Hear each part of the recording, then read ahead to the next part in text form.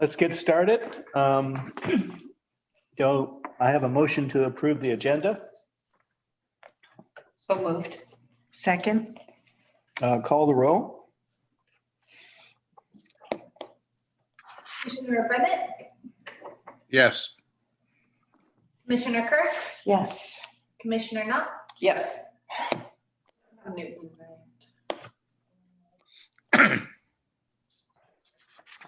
Commissioner Byrd, Yes. Chair Johnson, Yes. Okay, are there any amendments to the last month's minutes? I have a couple. I think they're just typos.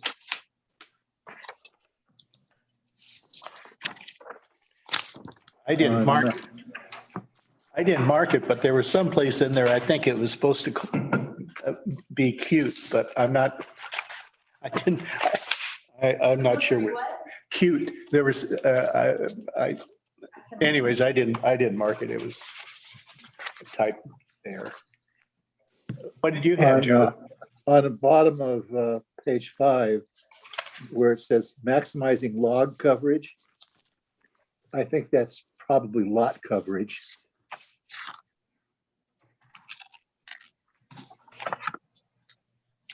What are the minutes?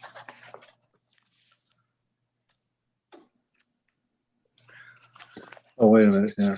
Yeah, I'm not- Yeah, I see that. Okay, Middle of the last paragraph. anything else? Oh, okay. Yeah, there Okay. was another item like that. On page 4, about middle of the page, in the paragraph that starts out with Adams read his staff, and then that sentence goes on to requires a heading.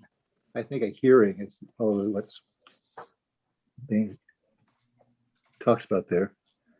Nonconformity of a structure requires a hearing, not a heading.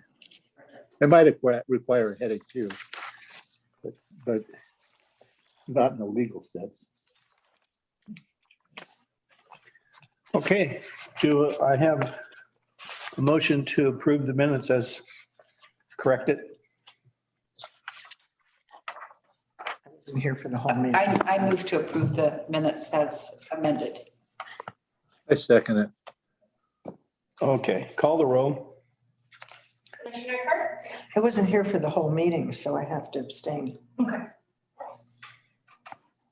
Commissioner Knopf, Yes. Commissioner Patrick,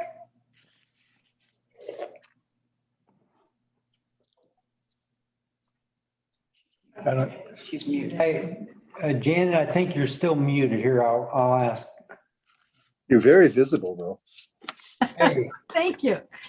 Okay, yes. My unmuted? you're good. Thank you. Commissioner Byrd, Yes. Commissioner Bennett, Yes. is that Newton, the last person that joined? No, that's Jan's. A Jack, okay, I can't see it from here. Okay, Chair Johnson, yes. Okay, this is a work session, review of the zoning ordinance amendments by the city of Cannon Beach for a text amendment regarding the combination of lots, floor area ratio, and lot coverage for residential districts while striking the planning development language. Okay, Jeff, you want to? Yeah, I'm going to share my screen here so that we're all looking at the same material.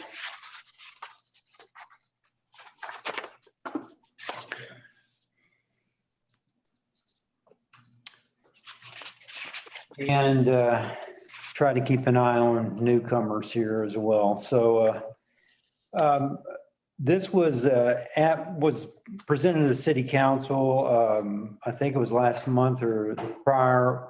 I think we all know this began really kind of with discussions, at least over the last year, with the size of units, and then kind of the combining of lots in combination with that to get the larger units and the larger and larger sizes. on residential parcels. And so we've had quite a few discussions at the Planning Commission. It's come up at the Design Review Board. It's also come up with the City Council. And so when we decided we were going to do the code audit, we had kind of said, well, we'll just do the code audit.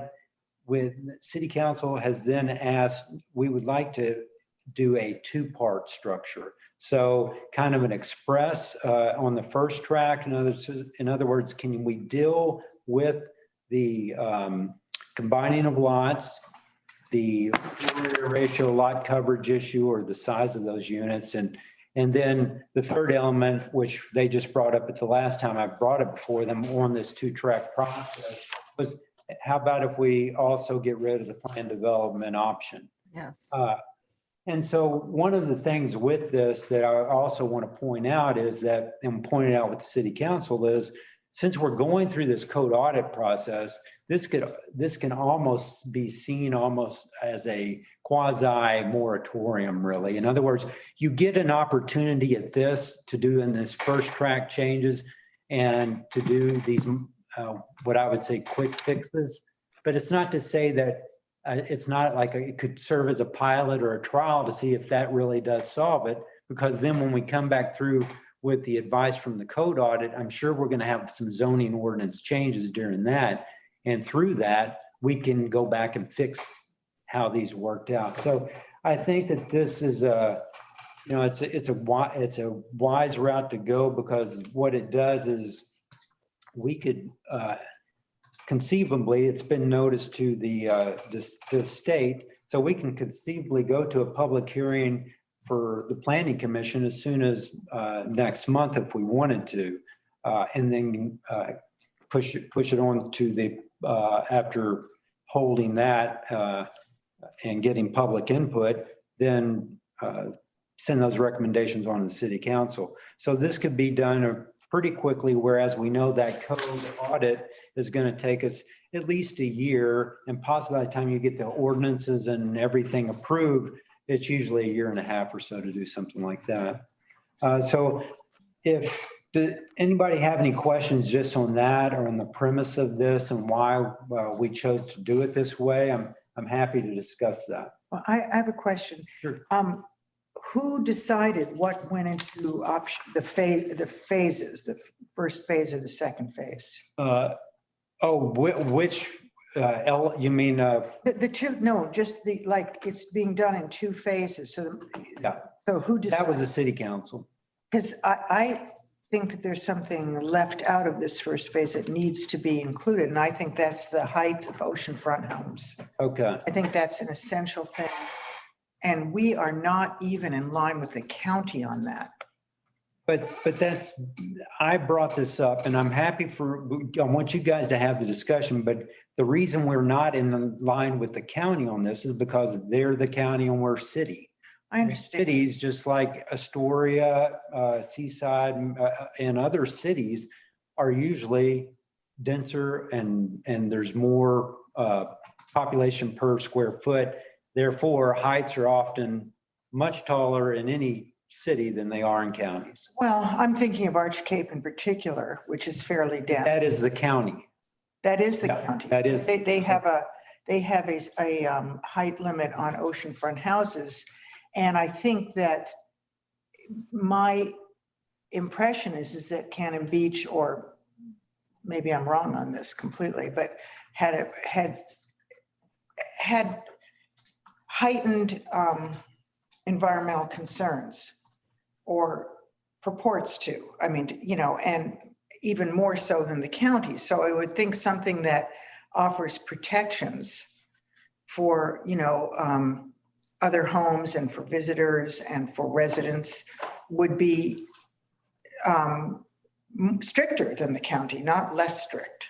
And so that's my, feeling on that. I mean, we're not talking about hotels really anymore. We're talking about, because those are pretty much used up, all the oceanfront hotel space. We're talking about residential homes that are huge and block all the houses behind them from any kind of ocean view, and, people walking down the street. I mean, Yeah. Well, I'm happy to bring it up. I'm happy to give you any kind of information you need on that. If you guys want to discuss it, we'll put that as an additional topic. These were the ones that the city council wanted us to address. And so, the more I think you will add to these things, it just complicates these. Not to say that you can't add a couple or tweak the ones that we're having, but happy to compare ours with any others. This is the lowest that I know that I've worked with, and the smallest building height or shortest building height of residential 28 building height peak, 24 average is pretty low compared to most. And so I would say we're well within the realm of what normal cities, let alone counties even. I actually don't care about what other cities do, number one. And number two, I think that this isn't a big deal. It's just making a building height on oceanfront lots. Well, it would make a lot of non-conforming structures throughout the Sure, city. yeah. That is a big deal. Yeah, but unless they, decide to completely remodel over 75% or whatever it is, then they wouldn't have to come into conformity. No, that's not how our non-conforming structure language reads, and we can go into that, and we can look at that. I mean, that would be another change if you want to change non-conforming. Well, if they're non-conforming. Yeah, they would be a non-conforming But they're structure. already grandfathered in as non-conforming, so no one's going to make them take their building down. No, but to alter it would Right. would be an alteration, and they would have to go through a procedure to get that accomplished. Yeah, so. And so, I think a lot of people would be upset with that, is what I'm saying. That is not a small item. That is a big step for the city. So, Well, I think a lot of people in huge houses, tall houses on the ocean front might be upset. That's true. yeah, well, there's also a way around that to say new structures or, any grandfather in those, like you said, and you can rewrite the non-conforming language where they can do alterations to a certain percentage, just like you said. I'm not saying there's not ways around that, but it complicates everything is what I'm saying. And so it becomes more and more hearings that we'll have to discuss that. So Can you say new or remodeled structures? sure. Yeah, I think you can write that non-conforming structure language differently than it is. And we could look at adjusting that kind of language. So, It wasn't very long ago, and this is where I would argue we ought to be careful. It wasn't very long ago where we were being pressed to jack the height of buildings in Cannon Beach. The planning commission was. And it died out because the people on the planning commission at that point, were not interested in hearing it. But there are times when I think twiddling around with this stuff is more problematic than just going with what we have, and not ruffling feathers that we don't want to ruffle. I mean, if we want to ruffle the feathers, I guess we can, but I think once you start touching stuff like that, it's you better bar the door. Well, I mean, Cannon Beach is not like very many other towns or cities. I mean, it's a place, it's now, it's one of the 100 most beautiful places in the world, according to National Geographic, and it has tons of people coming, so many people coming from all over. I mean, it's an incredible setting. And so I think that given that, and there's a lot of money pouring into the city as far as wealthy people coming in and ripping down the cottages and putting up McMansions. I mean, let's face it, we know that that's happening. And a lot of them are just vacation homes. They're not even living in them. And so I mean, I think that we have to take those things into consideration and not think about what necessarily, you know, what some other city is doing, but think about this is unique to us. That's, you know, that's just, and I don't think making a limit on oceanfront building heights, I mean, I don't think that's. Yeah, I agree with you totally. You don't have to convince me. My problem with these kind of changes, you know, we already opened the gates to the horses and they're all out, and that's what makes it very hard to say, you know, yay or nay in a lot of the hearings that we have with people, you know, appealing for, you know, dispensations of one sort or another. Well, then we just have to get our sword and shield and fight on. I mean, So I'm going to put that down as the, item number 4 to discuss. So let me briefly run through my staff report and talk about the different options, and then we'll bring the discussion back around, because, each one of these, I'd love to have everyone's input on this so that we can move the language forward, at least to what we're going to be hearing. So I've broken it down into 3 different options, and I tried to keep one. Option 1 is just called the lot line adjustment prohibition. So what this really does in our ordinance, let me pull up our GIS map for you.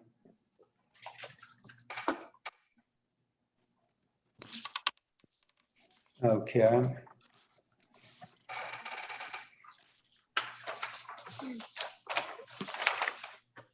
So we have a property here, and you can see these, hopefully you can see these lot lines. The idea for this recombination language is to strike the ability for somebody to pull together more than one lot to get more building size for units. So to kind of keep the lots as they are already platted. We have certain language within our code currently. So it all starts with our non-conforming lot language here. And hopefully you guys can see the screen here. It says, if a lot or aggregate of contiguous lots held in a single ownership as recorded in the office of the county clerk on June 19th, 1979, has an area or dimension which does not meet the lot size requirements of the zone in which property is located, the lot or aggregate of contiguous lots may be occupied by use permitted in the zones. If the lot does not meet the minimum lot size for the zone in which the property is located, residential use shall be limited to a single family dwelling.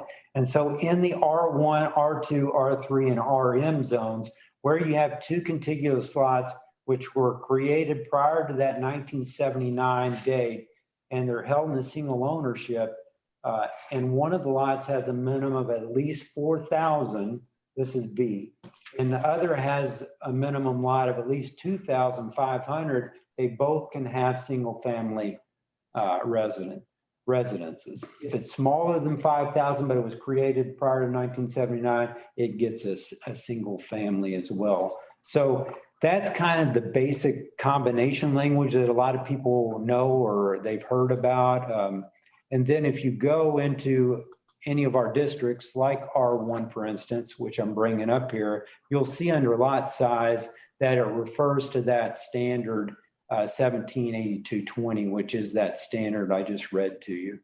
The other aspect, once you get into the RL zone and the RBL zones, then the lot sizes has this, which is 171040A. It says lot size. Lot area shall be at least 10,000 square feet. Lots of less than 10,000 square feet may be buildable pursuant to 178220, which is that language I just read you, provided that such lots were not part of an aggregate of contiguous lots with an area or dimension of 10,000 square feet or greater held in a single ownership at the time of enactment of 1979, where there are lots held in a single contiguous ownership and one of the lots or combination of lots meets the minimum lot size, but the other lot or combination of lots does not meet the minimum lot, there's only one buildable. Okay, so that's if you have one big one that meets it, and then you have a bunch of smaller ones, then it's just one. You can't add them up and create others like that. Okay, but see, this is going into kind of the combining of to get to one. Okay, so we really don't have language that speaks to what we're talking about, where people are, creating these massive ones. And so what I wanted to do with this language by adding 3 is the adjustment is not a combination. So when somebody comes in and wants to do this, they got to prove that it's not a combination of parcels or previous platted parcels, except to meet that minimum requirement. So this accepts those minimums like we've just read, but you cannot combine to make larger and larger sizes is what, okay? So that's the first option. Go ahead, Joe. So from personal experience, we're in the quote district in which I live, which never really had minimums assigned to it. The problem is just the opposite. Somebody came in and bought 2 lots and saw that they could take those 2 lots. One was a large enough lot that they could take it and break it into 3 lots and build 3 houses on it instead of 2. So it's just the opposite problem. Yeah. And so what we would say with that, though, that's our subdivision ordinance. And we would, the goal there is, of course, it depends on, what we're trying to do is allow buildings or new lots, but we want smaller units. We don't want to see the big mega homes. So that is what we want to do, is what you just described. We want somebody that has a 40,000 and it's a 10,000 square foot minimum lot size district. You want to allow them to have 4 lots. It's just you don't want them to be able to build one grand home that gets that, say, 50% FAR or lot coverage. So that's my understanding of what is being discussed and proposed.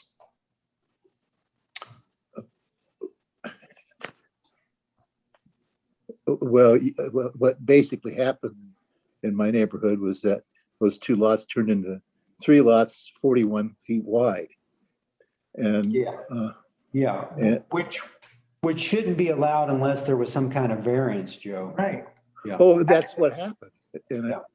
And part of it was that it was in Haystack Heights, which is kind of the dumping ground of Canon Beach. Oh, it's not. Well, I think that what you're talking about, Joe, is a whole different issue than this, though. Well, it's part of the same problem. Well, I mean, it's a different problem. Yeah. And it should be addressed. I'm surprised. Well, I'm surprised they were given a variance to do that. So you're not the only one. They're sitting right behind my house. So yeah, I mean, I don't think that would happen now.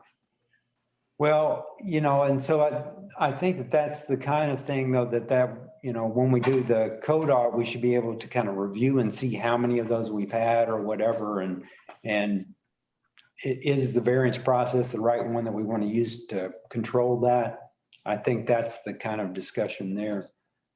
I can't see how they got a variance. Yeah. Given the criteria. So on the option 2, would be the control of the lot coverage and floor area ratio. So to start with that residential very low zoning district language, you'll see that it says there are no lot dimension requirements. We'd strike that for lots, and we'd strike that are 10,000 square feet in size or less, and just put 4 lots less than 10,000 square feet in size. And then keep the rest of that language for the dimensions. That just did not read correctly.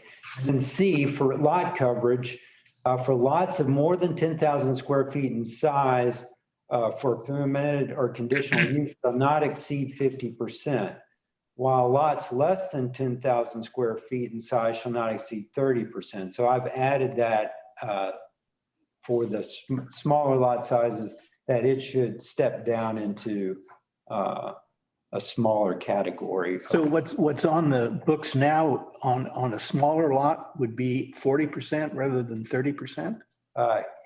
They're saying, I think it's 50 is what that, for that district. Currently it's 50 straight through. Yeah. But on the smaller lot, you're arbitrarily saying it should be no more than 30. Yeah. Yeah. So I'm taking it down further than that. And it's just, it's a number I threw out there. Want you guys to discuss it. But It struck me, that difference struck me as really large. Yeah. So somebody can come in with 9,912 square foot lot and have 50%, and somebody else comes in with 10,100 square feet and they're down to 30%. I think there's The opposite. Yeah. The opposite. It should be just the opposite. Yes, I agree. Yep. what 10,000 I'm square feet is talking 50. about is the difference is so little at the edges that going with 30 versus 50, it just seems remarkably discordant, I guess. But you always have to have a limit. I mean, yeah, in every single ordinance that deals with size, there's a limit. And so what are you going to say if it's, within 50 feet? I mean, you have to have parameters set. So how do you ever get around that? And let me just walk through this first and then we'll come back because, and you'll see that the third option is that more gradated kind of approach where, it's a big blank number. And I just took a kind of estimate of what I thought it would be at. It may not be correct or anything. And that's for you guys to discuss here in a minute. But I thought, let me just go through the three different options because we may only want to do this, option 2 and just do floor area with lot coverage, and we can make these 3 changes to these ratios or whatever, or that's what we would propose. So as I kind of switch those levels of the floor area ratio and lot coverage through option 2, and you'll see as we go through the RL zone down to the R1 through R3 and RAM and RM, you'll see it's this progressive kind of or basic changes. But then you'll see in option 3, it's more progressive and getting more to what I think Lisa was referring to. It's a little bit finer gradient of size-wise, but you're still going to hit these kind of levels where it doesn't really make sense, like Joe said. And if you see that plays out in the very last lot coverage table, which is at the very end of your all's page 17, which is on the screen now, where I'm giving you kind of the estimates, what they would be at each one of those percentages, to 0.5, 0.45, 0.4, 0.35. So you see what that, somebody comes in with a 9,000 square foot lot and they've got a 0.3, that's the size right there of the lot they're going to be able to build on is 2,700. And so each one of those plays out, but it's not perfect. None of these are perfect. And so I would also refer you to our zoning. Okay, so there's different ways of handling this.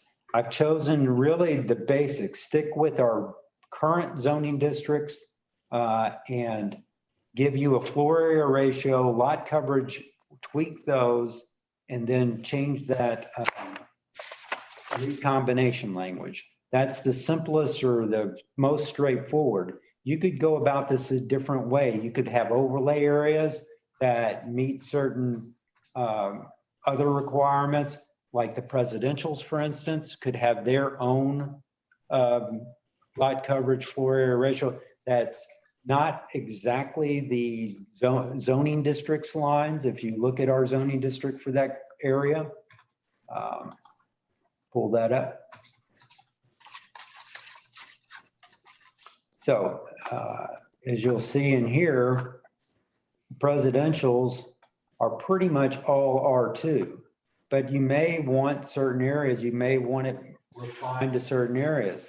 I didn't go into that because I thought if we're wanting to keep this as a quick fix, it would be very difficult to start saying, okay, well, here's what I've done, and I can pull out which homes the county has were built at certain time periods, at certain sizes. And, you know, you can get into that fine kind of grain detail and say these should be for these certain areas. But I just don't think that was the intent from the city council to do this kind of two-track method.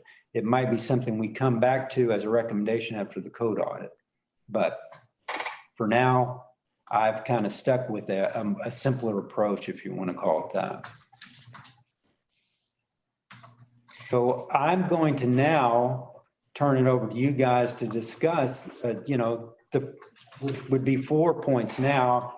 The first off, the recombination kind of language and that option 1, does that cover that intent enough for you guys? Option 1 doesn't go far enough. Okay. I mean, it still doesn't limit the size of a home.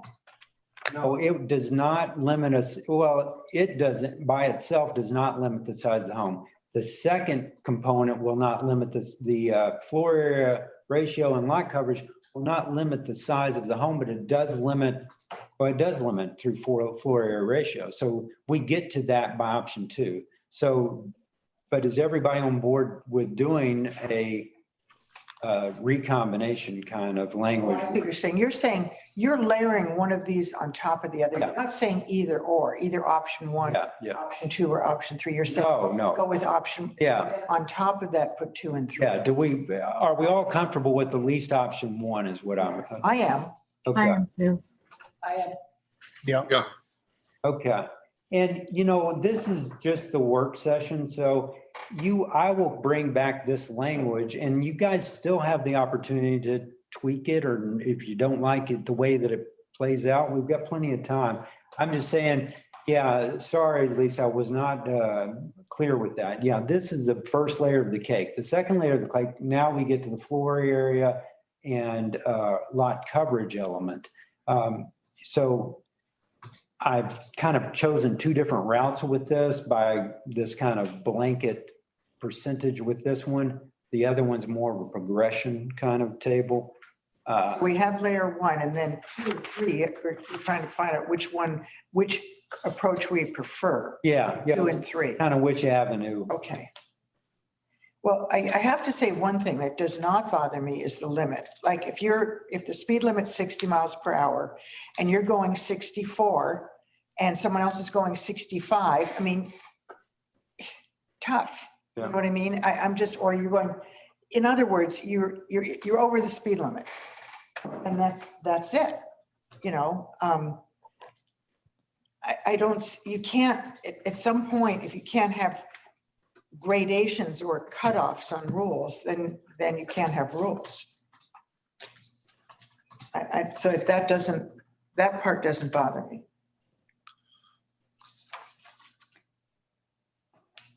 Does anyone else have like comments of, you know, which way they might prefer as well? Do you think the kind of tweaking just the lot coverage and floor area ratio percentages work? I just ask, where did the 5,000 square feet come from?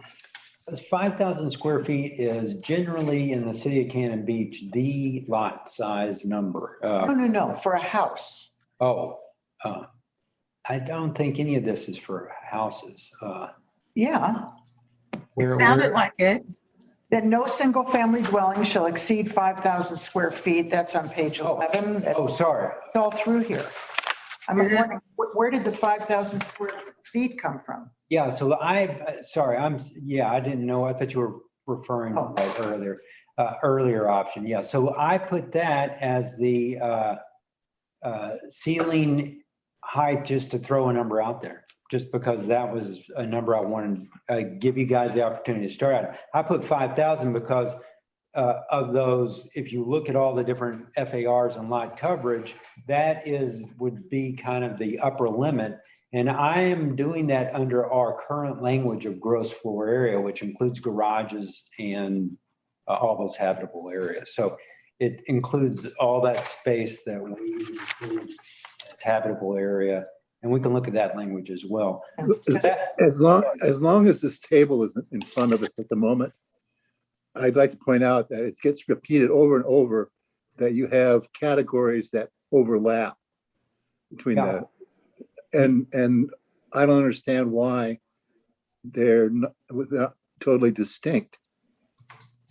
You know, the lot square footage in the first category is 5,000 to 6,549. The second category is 6,500. That's my fault, Joe. It should be 6,449. Sorry. Exactly. Yeah, 6,499. Sorry. Yeah, my fault. Oh, right. I see that, yes. I hate overlapping categories. Yeah, I'm sure there's a lot of the unfortunate mistakes in here. Yeah, so it's easy that, to fix. on that note, yeah, that's the only consideration. I just put that in there and wanted you guys to discuss that. On the actual building size. So Jeff, Yeah, could you bring up your reference table on page 17? yeah, sure. All right, so I'm reading this as the highlighted areas in yellows are the ones you recommended in your table.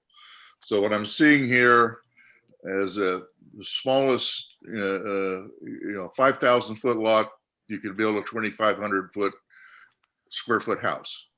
Right. Okay, so leading at this, the largest house that you could possibly build would be 5,000 square feet. And that if it's a lot is 25,000 square feet. Right. Yeah. Okay. So you can just look at the yellow here and you can see, the sizes of the houses on the lots. Yeah, and thanks for bringing that up, Charles, because that's exactly, I wanted to come back to this and talk about what Lisa said and what Joe was talking about, is that you see that range go from 2,500 up to 3,000, right? And then when you click over to the next step, which is to the 0.4 from the 0.5, you'll see it drops back down to 2,600, then goes back to 34. So some people are gonna, they'll be a little disappointed that they've got a 6,500 lot home or size square foot home lot, and yet if they would have had a 6,000 square foot lot or a 5,999 square foot lot, they could actually build a bigger house than that one, just because of the way those ratios work. So it is, that's unfortunately. I'm not seeing that, I'm sorry. That's unfortunately how it works. Or doesn't work, to tell you the truth. And you can see it. That's why I put in that 0.45, 0.35, 0.25. That's just to show you that if you went to finer gradations, it is very difficult to ever, once you make that leap, to make everybody happy, because some are going to have homes where you can have a smaller lot but have a bigger house, unfortunately. Can you show me an example of where you can have a smaller lot and a bigger house on this? The way. So that is saying that, okay, if you have a R1 district, for instance, And in the R1 district, you have it at 0.5, right? And if that's the case, then you go by that first square, 5,000 square feet, that means you get 2,500. Right. And if you continue that 0.5 all the way for every single size lot, you go straight down that column, right? And you end up with 12,500. But unfortunately, if you're wanting the larger lot sizes to have smaller homes, you've got to start grading those down in ratio. So you need to start going down to 4.4 Right. or 0.3 or 0.2. And when you do that, unless you keep everything at 0.2 or 0.3, you're going to run into this kind of tiering But effect. somebody with a Lisa, 20,000 square foot home lot can have a 5,000 square foot home, according to this. Yeah. Lisa, look at under the 6,000 square foot, you can build a 3,000 square foot home. Yeah. But if you have a larger lot at 6,500, it goes back down to, you can build 2,600. So you can build, your limit. I see what you're saying. Okay. Yeah. Yeah. And so it's this kind of, I see. constant tiering effect is what you might want to call it. Yeah. So, yeah. So the closer you could come from a diagonal line, then the fairer it would be. Right. I see. Huh. That's interesting. I didn't, yeah. Yeah. So that's the kind of the conundrums of these things. And I don't profess to, or I don't think we would solve it through this. There's other methods you could kind of solve it with. Some communities, like I said, with transfer development rights and things like that, they allow, say that person with that 66,000 square foot lot, they might allow them an extra 600 square foot if they bought that credit to build a bigger home up to whatever that would allow that. So there's ways of doing it, but that's for, I think, after the code audit and we get into the kind of more detailed changes, that's what we would be addressing, in my opinion.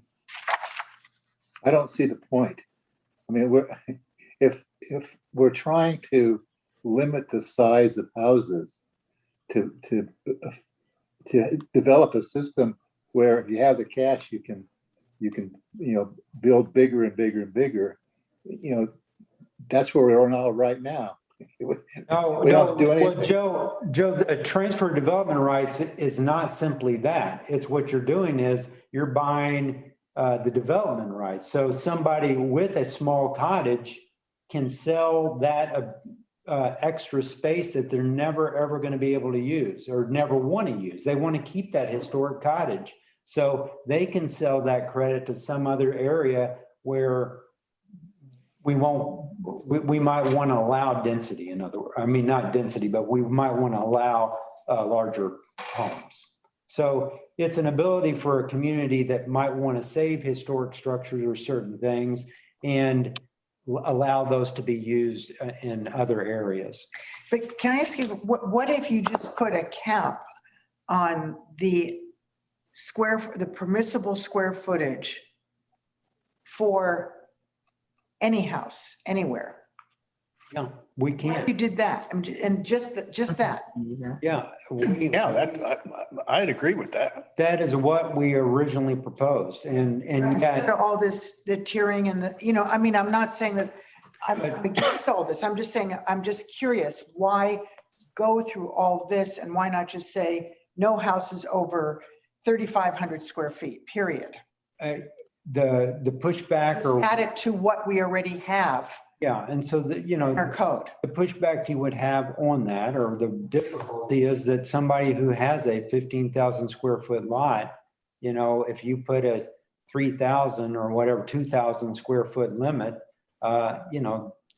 that's a pretty, as you can look from the table, that's a pretty drastic reduction of what they bought that property for, what they figured they could do with that property. But if they buy the property after the ordinance, then they know going in.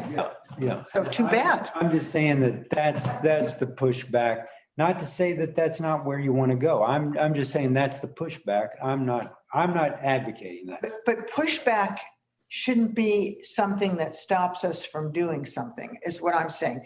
Because to build a house in this community is a privilege, you know, and it's an incredible privilege. I mean, how many people in the world live in a community that looks like this? And I just don't see, I don't give a rip about pushback, because you should feel honored to be able to live here. I'm sorry. You know, I really think that. And that if you're just going to sit around and grouse about the fact that you have a 3,500 square foot limit on your house, well, then go live somewhere else. Yeah. I mean, That's, you know, that's exactly why we come up with these, we put an ordinance together and it goes before the public process, because then you get to hear from the public what they have to say. And then you guys get to recommend that to the council for adoption. So, you know, that's why there is this process. Yeah, I think everyone can have a say at this, but. can that be one option? We have two different choices here. Well, that's. Why can't we have a cap on size as one of the options? We can, and if the planning commission would like me to put that in, you know, I would prefer, at least in drafting this, because the next step is drafting it for an ordinance, okay? So I'm gonna, first off, I'll put in the language for option 1. The option 4, which we're not gonna really talk, or well, we can talk about, but the plan development, striking the plan development, I hear, we'll discuss that last, but you know, that would be the other kind of ones that are the cornerstones of this ordinance. The middle part, which is really 2 and 3 are pretty much the same thing.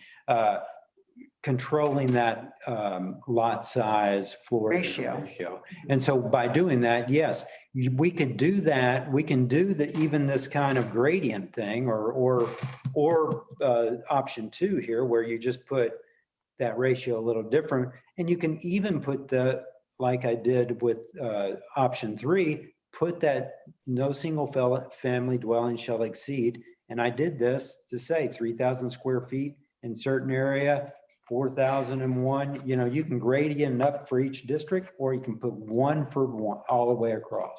And so, you know, I think that's what we should probably be talking about, as one is the combination. 2, there are lot coverage. 3 is the cap. We call that the cap language. And then 4 is the building height. Okay. And so I think we're all good with moving forward with the first language.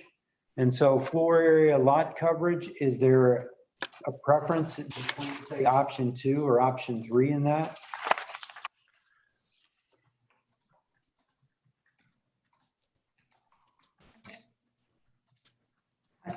Yeah, I'm not a planner, so I'm not a professional. Yeah. I'm just not getting this.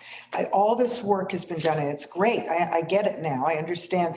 Charles, thank you for that pointing out how that works. And now I can see it pretty clearly. Why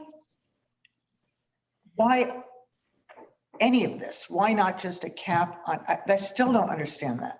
Well, okay, so if you can just go by cap, there is no question. That would be how you could get rid of doing any adjustments at all to the floor area and lot coverage and just cap houses size, you know? Well, when we initially discussed this, that's what we're going to try to do. And then we decided that we needed to meet in person to have a good discussion.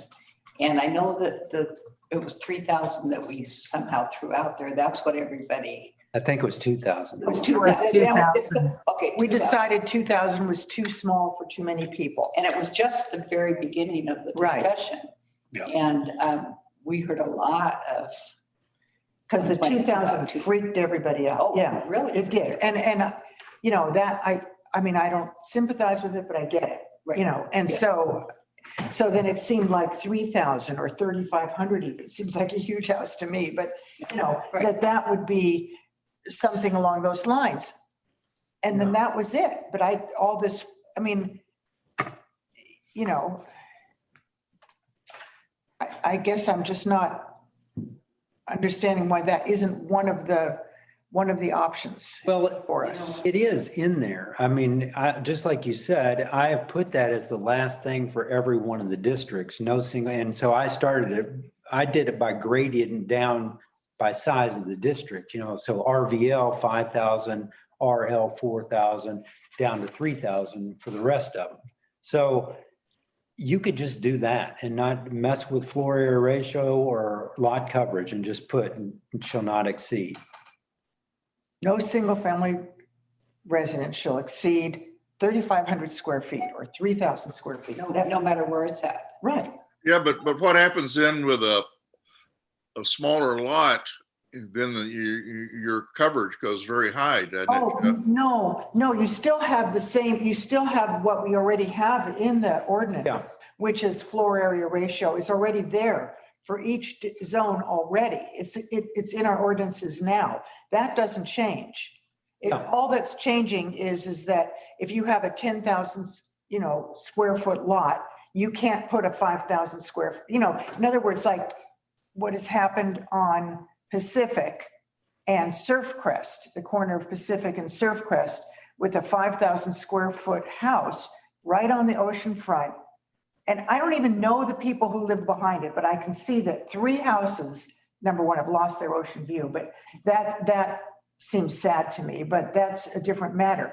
There is a behemoth sitting there in the middle of the street, and it's ridiculous. And I don't know if they combined the lots or they were already combined a long time ago, or if they were combined before 1979. They may have been. I don't know how that happened. I assume they were combined before. And so that's how that huge house got built. But I mean, that's the kind of thing that I think, is ruining the look of this town. These McMansions sitting in the middle of residential neighborhoods. So anyone else on that thought? And you're saying keep it one across all the zoning districts, 35. That's just an option. I think that should just be I'm not saying that is the best option. I'm saying it should be a choice. Well, that's what I'm saying, though. I have to draft one thing. I can't draft up options anymore. So what I'm saying is, when I'm drafting this, I'm putting in the recombination language. So for issues 2 and 3 that I just discussed, we could just keep the FAR, keep the lot coverage as they are, and then a ceiling, that cap at 3,500 across all districts. Yeah, I'm for that. For a single family residence, that's a huge house. That's okay with everybody. Yeah, it is. I mean, we have a lot of company. Joe, any thoughts on that? Well, there's another factor to throw into this. And, the language shows up as accessory structures. Does that include accessory dwellings? Yes. It includes what? Accessory dwellings are included within a single family Right. number. Included in the square footage, this accessory dwelling. And I can, Joe, I think it's a perfect comment, and I'll even put specifically accessory structures, including accessory dwellings, okay? Yeah. It's a little redundant with single family dwellings and accessory dwellings, but Yeah.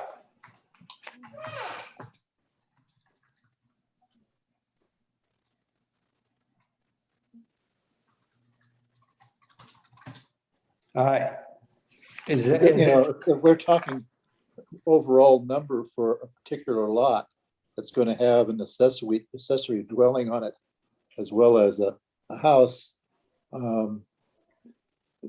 If the way we do it now, the accessory dwelling is limited in size, which I think is not a bad idea. Yeah, so it's limited to 600. So if you were to say that plus the garage, that usually would total out to at least that's totals out to at least around, let's see, 600 plus 20 by 20, 400. So about 1,000, a little over 1,000 Probably usually. 1,200. Yeah, yeah. So that's around 1,000 to 1,200 for those. And then your home would been to be limited to 2,300. Mhm. Okay. Yeah. And you can choose not to have an accessory dwelling Right. and your house would be bigger. And you can choose not to have a mega sized garage and your house would even be bigger. Right. Yeah. Okay. Well, now we don't count the garage at all, do we? Yeah, the garage is included in the gross floor area. Good. Currently? Yeah, I believe so. Yeah. Here, we can look at that language right here.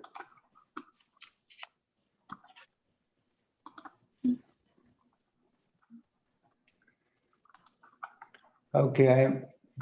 Gross floor area means the sum in square feet of the gross horizontal areas of all floors of a building as measured from the exterior walls of building, including supporting columns and unsupported wall projections, except eaves, uncovered balconies, fireplaces, similar architectural features, or if appropriate, from the center line of a dividing wall between buildings. Gross floor area shall include garages and carports, entirely closed porches, basement or attic areas determined to be habitable by the city's building official based on the definition in the building code. Uninhabitable basement areas where the finished floor level of the first floor above the basement is more than 3 feet above the average existing grade around the perimeter of the building's foundation.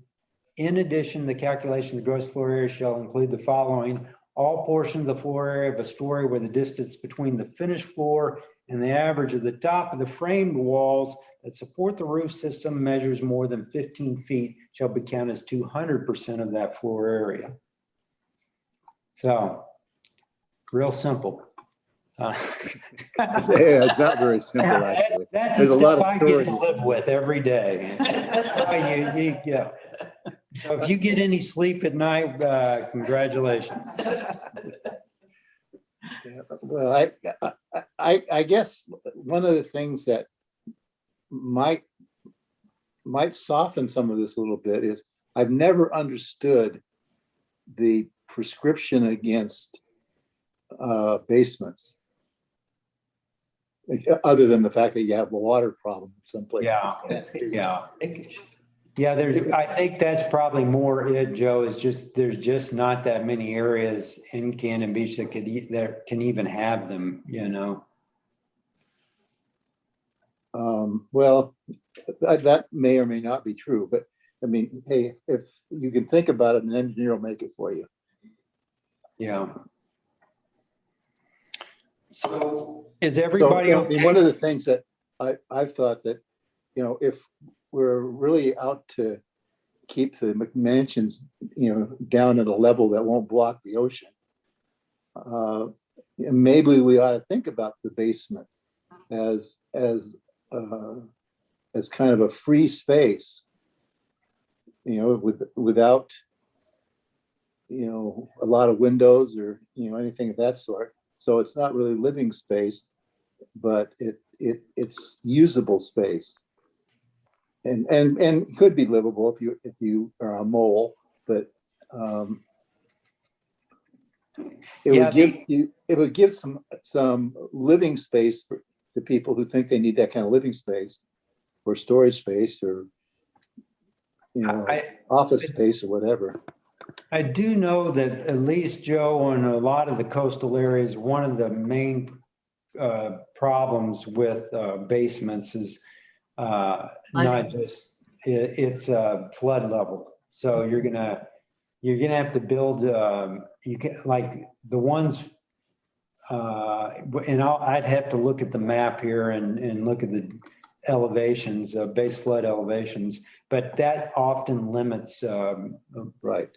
in these districts. That's why when you go down coastal areas especially in the south, you see them up on these huge stands and Well, that's because, you know, in North Carolina, they build the things out into the ocean so far that Well- you have to have them up in a Yeah. structure that never Actually, touches. the ocean is coming at them. That's the issue. We've got flood, climate change is bringing it closer with each day, so.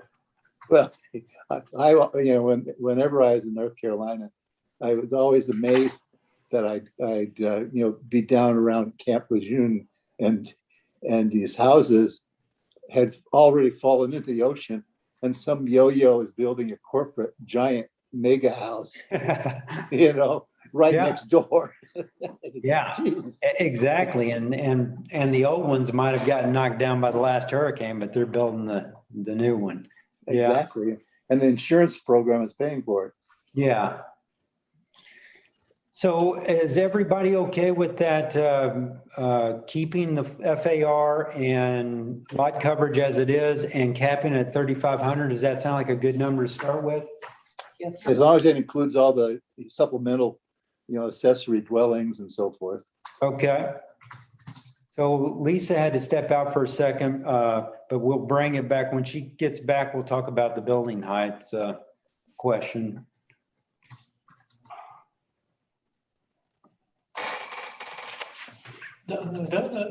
Yeah, exactly. Should be fun. Or we already decided. We decide. Yeah. Oh, yeah, We're done, Lisa. Yeah. adjourned. We adjourned, right? We're out of here.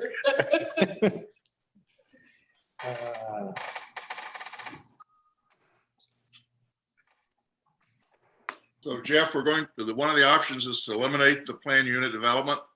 Yeah, so that's a good point. Thanks, Charles. Yeah, but so that's our fourth item really is the plan development. That was the original number 4. So striking plan development as an option. Anyone have any heartburn with that or? No, let's get rid of it. Well said. Last one was a total failure. You've been eating your Wheaties, Janet? Hey, What? Janet? You've been eating your Wheaties? Yes, on that issue, yes. Janet, I think at least our legal fees will go down. Our what? Our legal fees for the year will go down. That's for sure. I'm just waiting for that 4th house or 3rd house to be built, and they're only going to get 600 square feet or whatever Yeah. you came up with. And there's going to be a whole nother war going on. Yeah, we like battles. Yeah, well, good luck. Indeed. So. Didn't want to be the last builder on that property. Yeah. So let's get back to everybody. I'm going to put in there to strike the plan development, but the last topic is the building height. So you guys give me direction on what you'd like to see in that. Could I ask what the county? 18. 18, okay. 18 on the ocean front. Yeah, I can research that and let you know. That's in Arch Cape. They have different areas, but Right. Arch Cape is 18 on the Okay. ocean front. Arch Cape is, I'm down there a lot, so I've seen there's a lot of building going on, Yeah. especially east of the highway. But the ocean front is very developed. Right. And there's a lot of fancy houses on the ocean front, but unless they were houses that were built before that 18-foot limit went in, then they all have to comply with that. And it's nice. It's a real nice, it gives a nice look to the community, but it also doesn't block so many other places or littler places behind, to the extent that the Yeah. higher. So is. just to look at our city. I don't know, I guess what I'm getting at is that where would it have any effect? We don't have, I would say we would have less than 5% of our, even of that, where this would affect oceanfront views. We have hardly any lots buildable on the oceanfront. Left, Left, right, yeah, except things get torn down and new things Yeah. get put up. yeah, Little houses get torn, there are cottages on the ocean front. right. Get torn down and a 2-story, 28-foot house goes up. We have an architect in this town who specializes in that. Yeah. Who can no longer do turrets, I might mind you. But, I would say that, just from my perspective, 28 feet is, that's the peak. 24 is the average height that we allow on a oceanfront. And so you're limiting it to 3,500 already. So, Oh, you Jeff, guys, I can tell, I'm not arguing that. I'm just saying that I just personally don't see that that's going to, over the heartache that you're going to get and the pushback that you're going to get over, It's worth it. it's probably not going to have that many effect on, pushback from who? I think when people see that they're going to be limited to a non-conforming structure, and unless you're going to change the non-conforming structure language, let's look at that right now. So.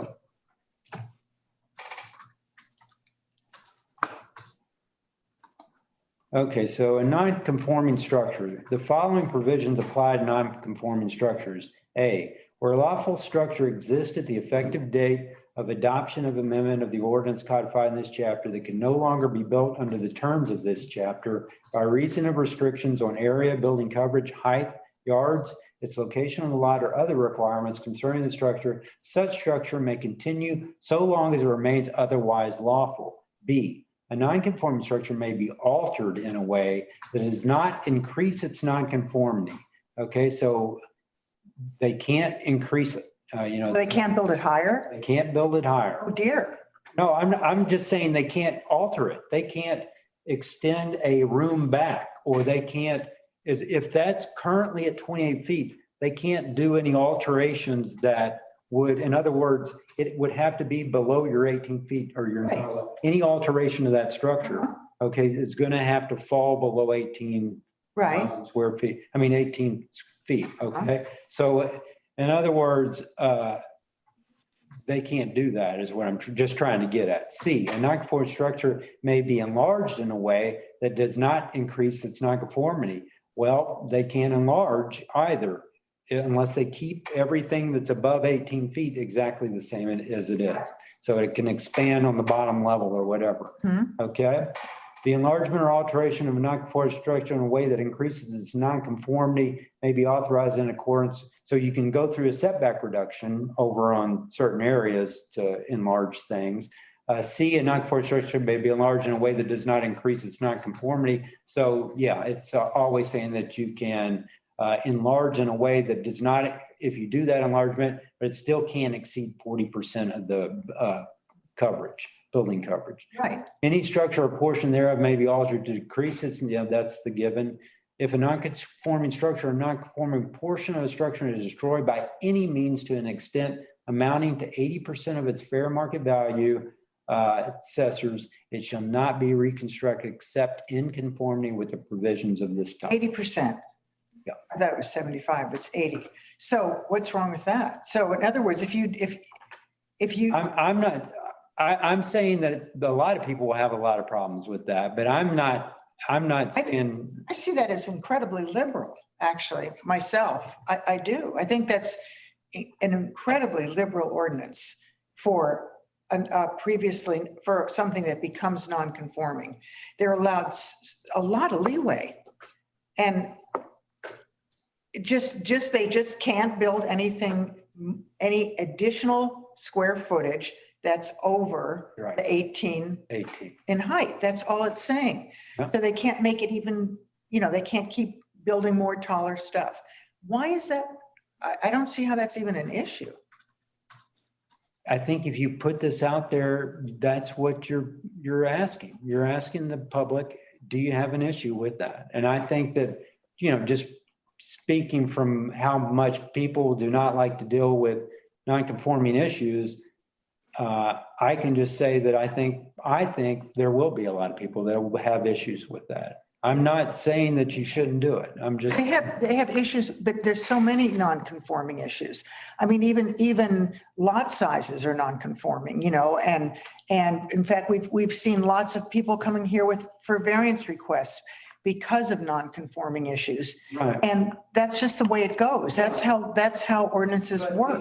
Okay, so if you want me to argue this, what I'm trying to argue is just saying that you now will have, and you can look at the map, I can do the numbers for you.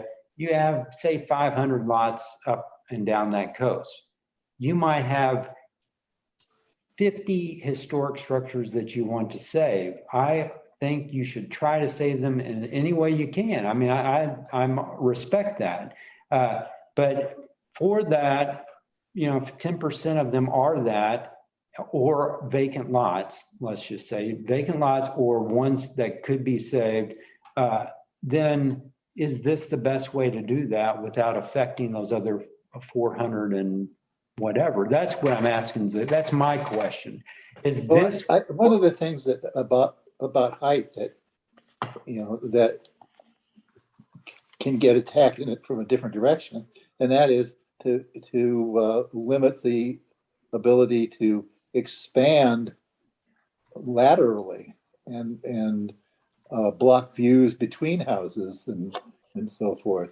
You know, so you might be able to build up 30-foot height and actually leave more access for the people behind you to see the ocean than they would have if you were to build out right to the setbacks? limits of the lot. Widen it. You know, so you can widen it and block views every bit as effectively as, you know. Are you going up- talking about increasing setbacks, side yard setbacks? Is that what you mean?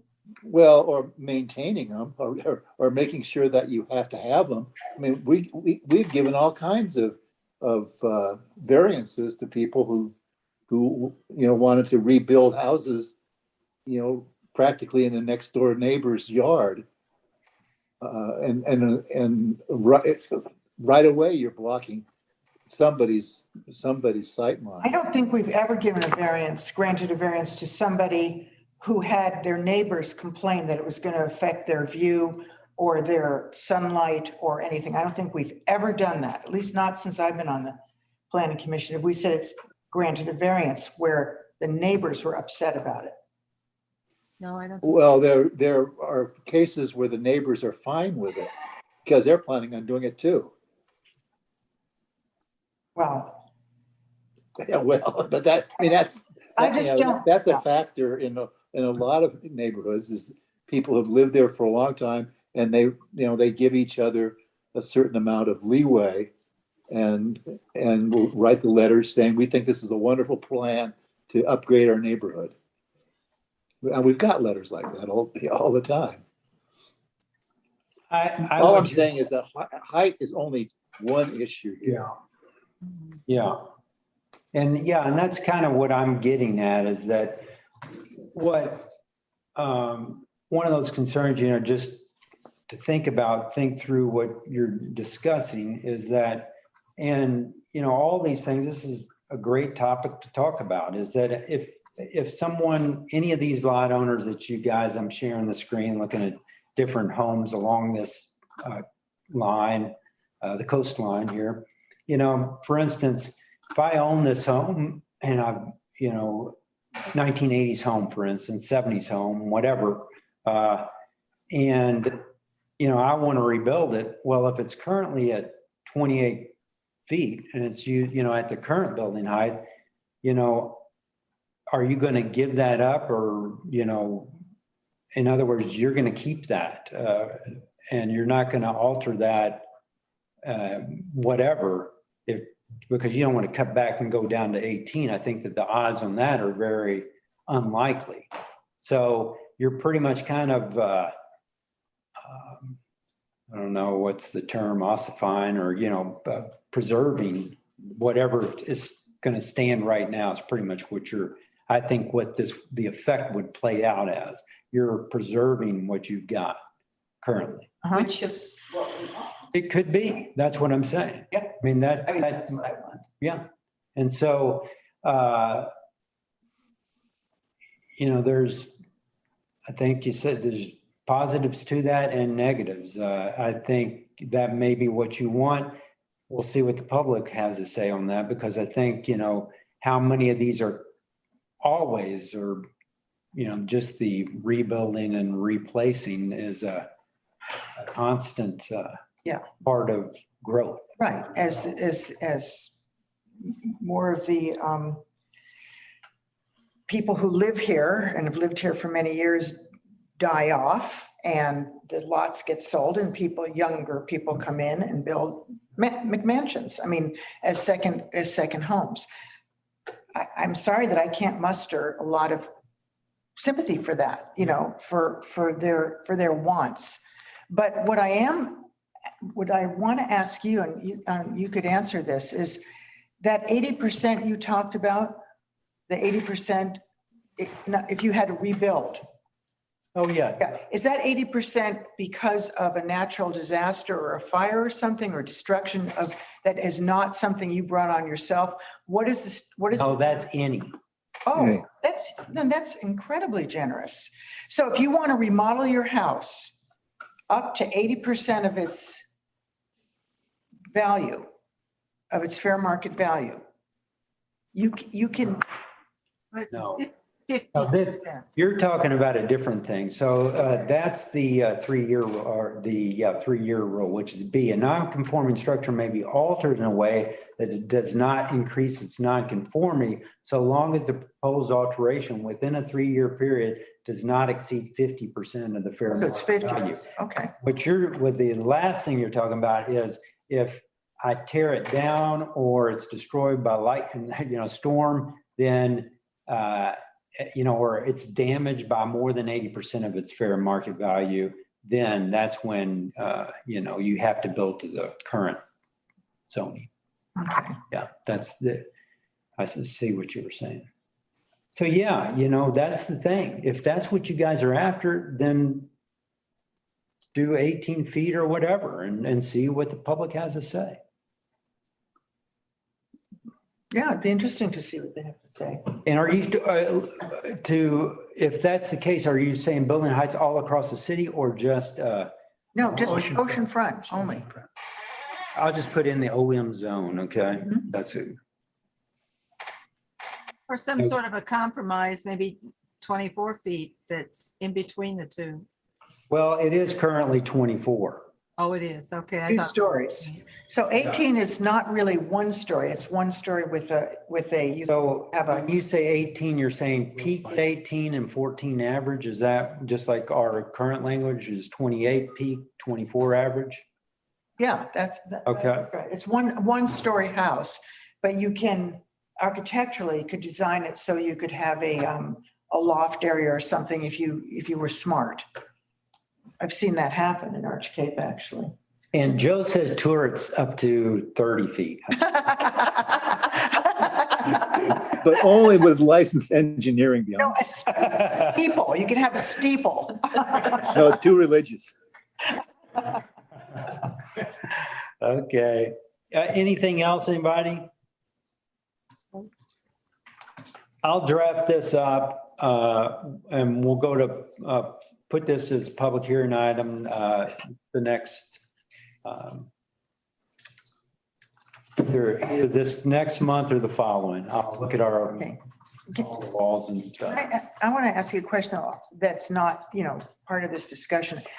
I'm surprised at your reticence. I don't understand it. Surprised with what? Your reticence to this idea. I'm not reticent at all. No, I'm just trying to give you a little professional caution that you're going to get, I think, a lot of feedback on this, a lot of pushback.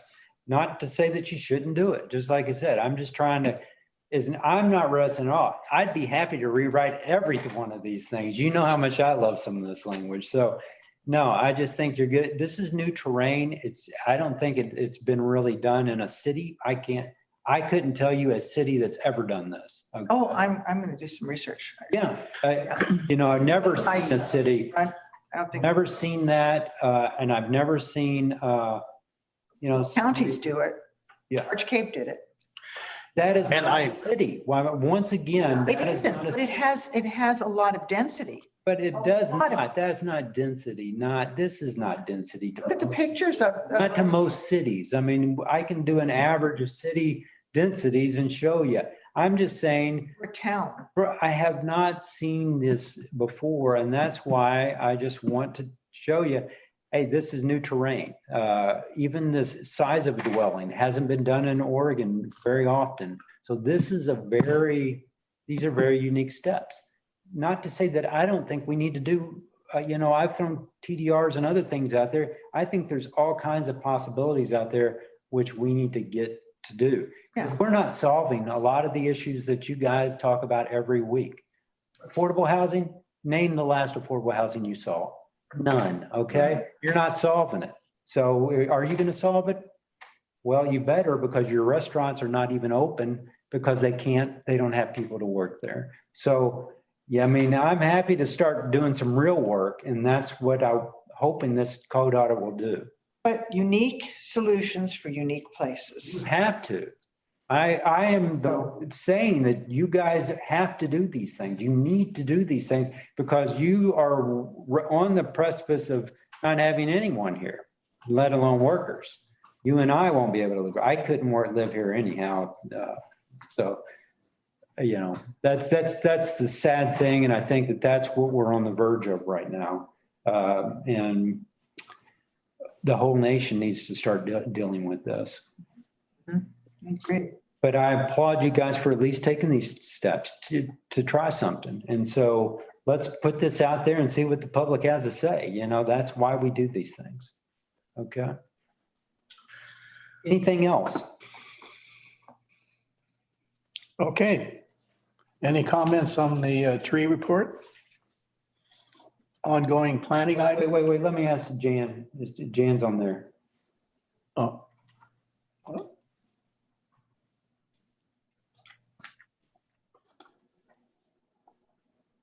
But you have a question? Yeah, Jan, anything? Not tonight, thank you. But I do have some big questions about these changes in the zoning, what you've been talking about. But I'll try to call you tomorrow, Jeff, and try to understand, because I'm very concerned about this 3,500 square feet, which would increase the allowance of how big a house can be even more so than what we have on a 50 by 100 lot now. I'm very surprised. Yeah, no, I'll call you tomorrow, Jan, and kind of walk you through it. It doesn't do that. And so, yeah, don't worry about that. Jan, it doesn't do that. We would never, anyway, that's not it. Okay. No, we're not Okay, changing. thank you. I hope I misunderstood then. Yeah, you did. All right. Okay. Ongoing planning items? I want to thank everyone for doing the TSP survey and the parking survey. We have now, I think, over 250 in the parking survey responses, and I think we're getting some good feedback. And we'll, if you haven't gone to the TSP.com website, CanonBeachTSP.com website, please go there, because tomorrow I hope to also upload the existing conditions report that just came through. And we've got some new materials up there from the last week. And then hopefully in the next week or two, we will also have a summary of the surveys results, and then the redacted kind of answers out there as well, so people can read through them. Okay. Okay. All right. Thank you all. Bye. Anything for good of the order? Okay, then.